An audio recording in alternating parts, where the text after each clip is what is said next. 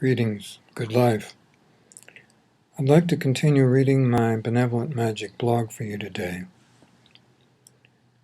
This day of the post, when it first came out, was Thursday, October 13th of 2005. And it's called Insights into How and Why Living Prayer Works.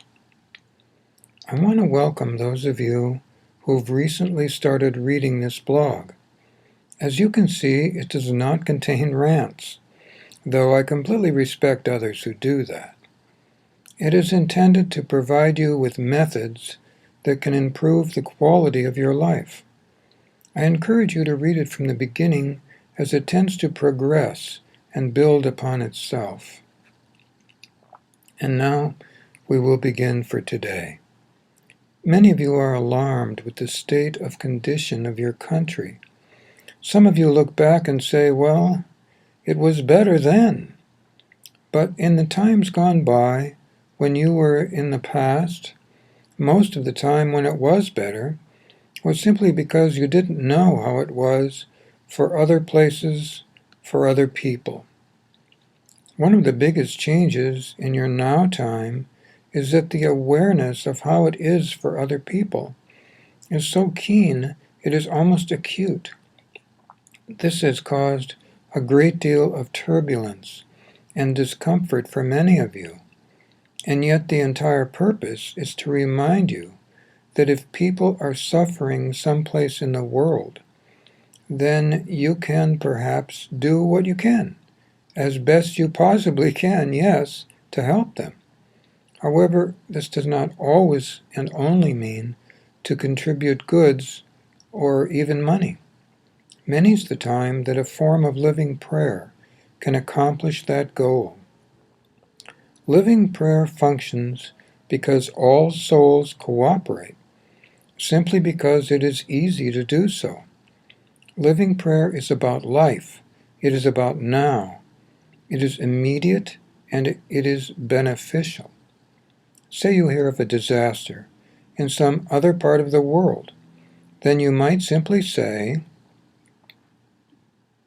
I am asking that all those beings who need help in, then you fill in that part of the country or world, receive all the help they need from all those beings who can help them. Now, why do I say beings? For one thing, beings would be human beings, yes, but they might also be animals. They might even be plants. They might even be stone. Everything is alive. Scientists have pointed out to you all that the atomic structure is, it's in motion. Particles are revolving around other parts of the particles, and that has a lot to do with a reminder that everything is alive. All life is sacred. All was created by Creator, and all is equal. I know it's sometimes hard to fathom the idea that the molecules or even the atoms that make up your hand or your leg or your heart have a life of their own, but they do. And they were created by Creator to be happy to do what they are doing in your body or in the bodies of other beings. Not to be suffering, not too long to do something else, but to be happy to do what they are doing. Sometimes they will be of long duration in something, as the particles or atoms in stone are happy to be that, and enjoy that for such a long time. Other times they are more adventurous, and they are in a plant, or part of it, you see. Other times they may like to be travelers, so they might be water. And of course water is in motion through your body, in rivers and streams, in the sea, in the air. Water is always in motion. So when we say, beings in the living prayer, we are including everyone. And there is a reason to say these things like this. Sometimes what you can do about a circumstance in some faraway part of the world, or even in some faraway part of the country, or perhaps closer in your own community, or even in your own home. What you can do in order to do the best possible, even when you cannot do something directly, which often happens, is that you can say a living prayer, and the energy associated with that will speak to all souls, as all souls must cooperate in order for the living prayer to come to fruition, even in part. Now you realize what I'm suggesting, and it's perfectly true. The tiniest particle to the largest being, whale, elephant, yes, human being, dog, cat, bird, bat, goldfish, microbe, atom, they are all ensouled. If Creator creates them, Creator can create nothing without it being ensouled. Never forget that. Does this mean you cannot eat? No, it doesn't mean that, because that which is consumed has chosen to be a transformative being, something that starts out life as, say, water, goes into, say, an apple tree, nourishes and enriches the tree, and winds up for a time in an apple.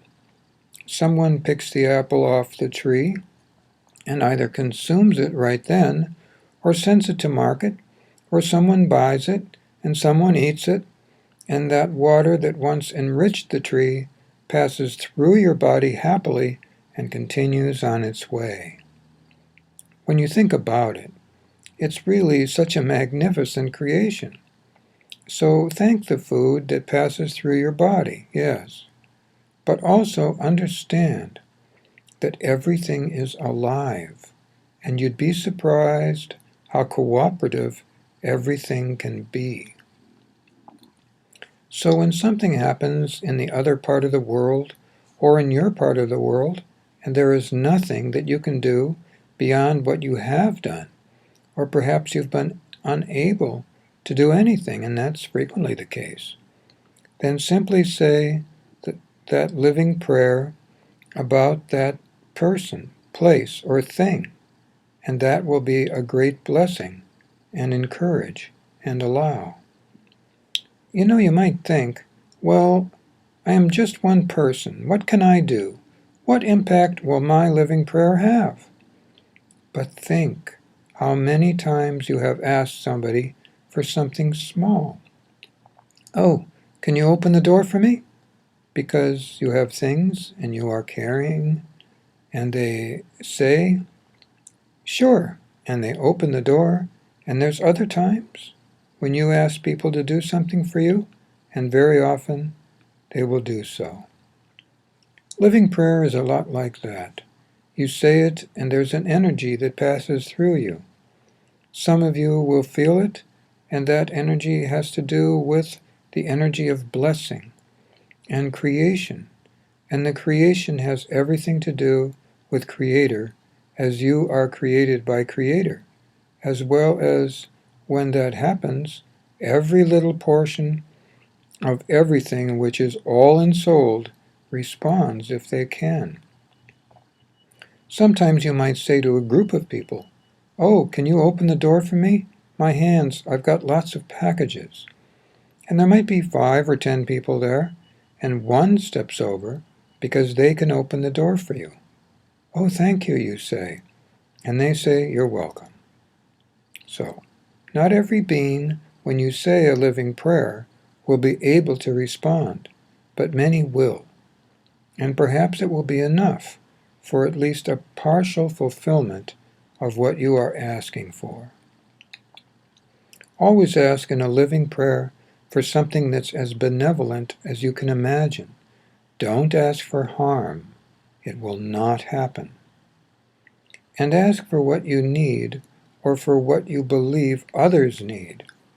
make it as benevolent as possible, and then perhaps you will find out that good things happened, or perhaps you will never know.